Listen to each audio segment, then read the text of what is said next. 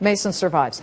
The commercial real estate market is building momentum as vacancy rates decline across the country. Things are actually looking a little better. So what types of commercial real estate could bring the best returns? Our next guest says she's very bullish on some areas of commercial real estate, but how bullish she gets on the entire sector depends on job creation in the U.S. Coldwell banker, commercial trademark property CEO Billie Redmond joins us now from Raleigh, North Carolina. And things are looking better, aren't they, Billie?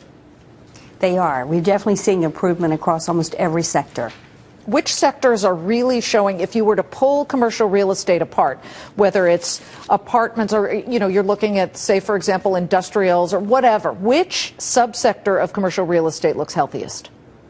Well, in the investment real estate market, what we're seeing by far at best is multifamily. And that's an easy thing to understand, given the slide in residential sales. Previous homeowners and would-be home buyers became renters instead for the last several years. So we've seen occupancy rates go almost to 100%. In many healthy markets, we're seeing them 95% or above. That's good for the landlords. It puts a little pressure on rents, moves their rents up some, but it's also spawned some new demand for new construction.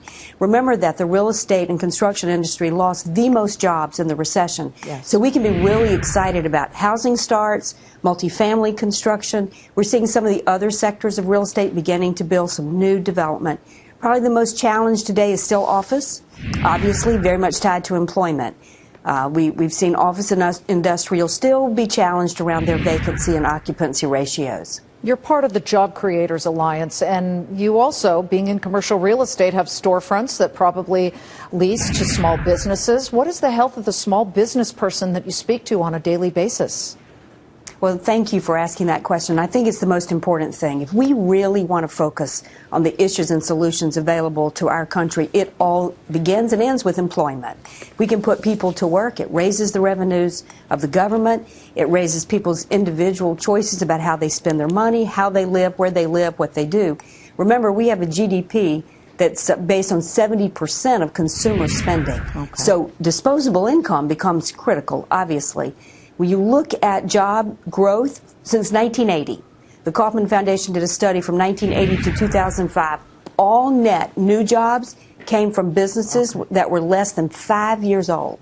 It speaks to America's entrepreneurial bent and talent. Of course. And then, let me jump in because we're running out of time, Billie, but a quick sort of what every viewer might be thinking about, whether it's Fort Lee, New Jersey or Aspen's downtown in Colorado, there are empty storefronts still.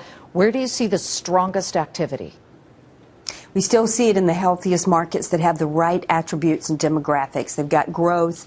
They've got employment stability. It's all about employment. If you want the community to do well and their markets to do well, it all still comes back to healthy employment. Coldwell banker, commercial CEO Billie Redmond, thank you for joining us.